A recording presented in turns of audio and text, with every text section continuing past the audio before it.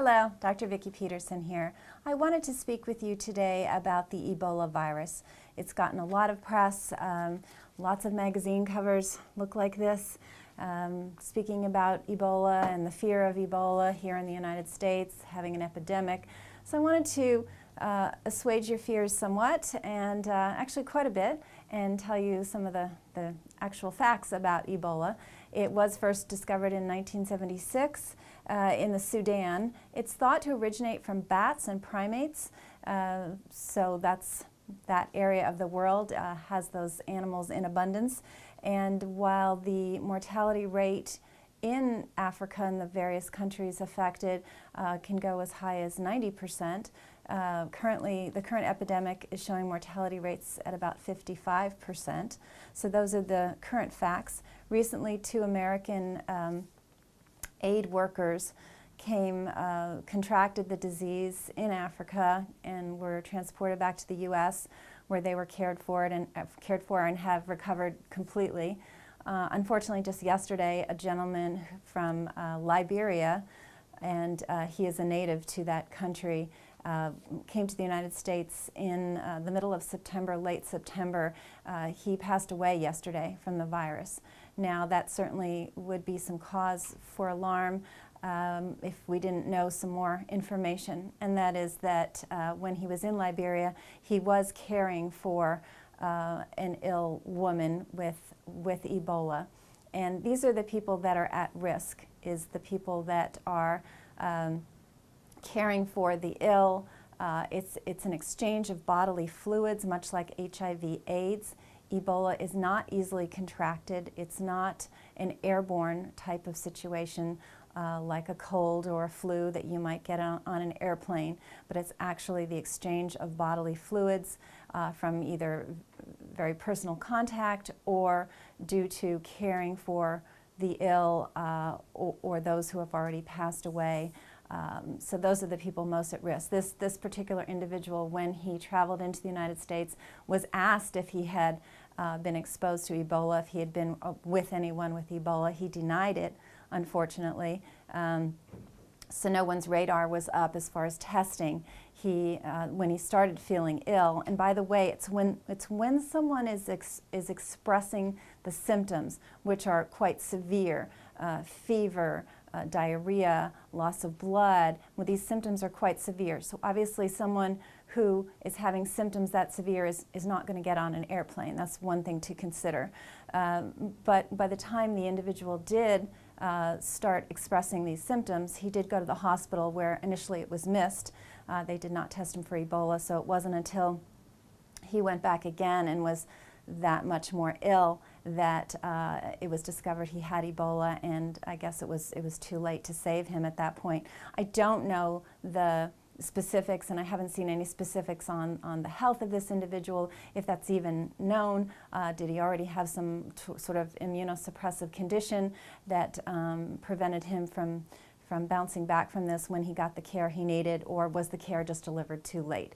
So that is a sad story for sure. But as far as the fear-mongering, if you will, that the average American is worried about someone in their environment exposing them to this virus, that's very unlikely. So once again, the way that the virus is contracted is from the exchange of bodily fluids, or including blood, of course, and this typically happens when you're caring for someone who is very ill. So you're either a care worker or you're a family member who's caring for someone. So you would already know that the person is very ill.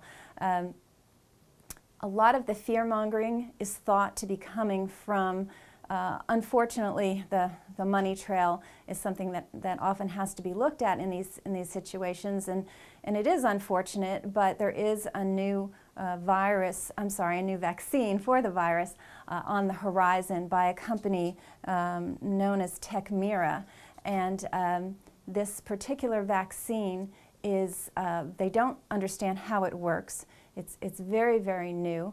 They have they don't know of any side effects of it yet because it's so brand new. It hasn't even been tested on any humans other than the 2 health workers that were in Africa that were flown home because they contracted the disease.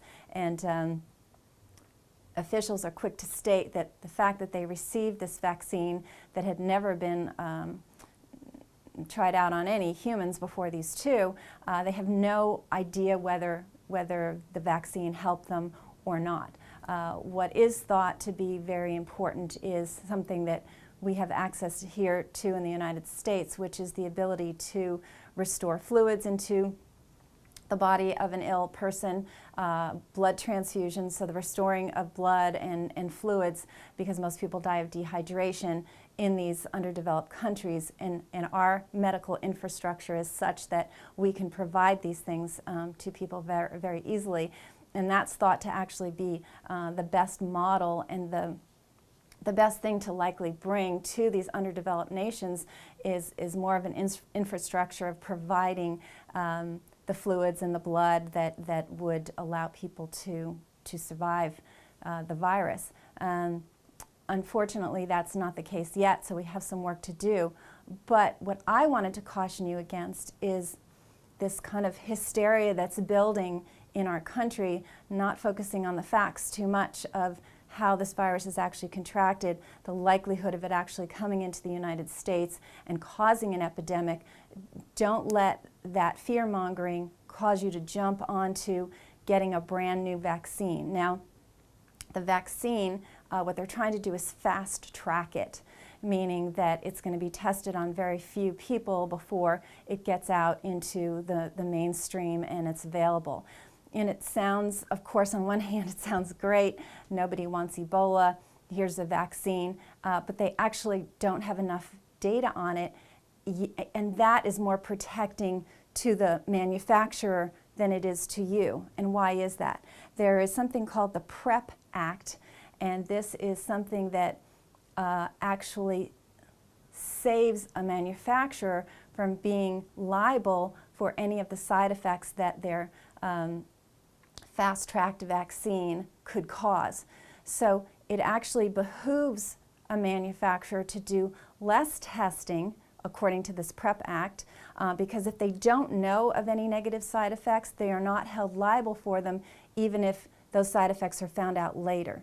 So you can see that if they did more research, which of course you would want them to do because you don't want to be the unfortunate beneficiary of negative side effects, if they did a lot of testing and really discovered anything negative about their vaccine, then they're more liable. So according, this PrEP Act kind of saves them from that, but it doesn't save you. Do you see what I'm saying?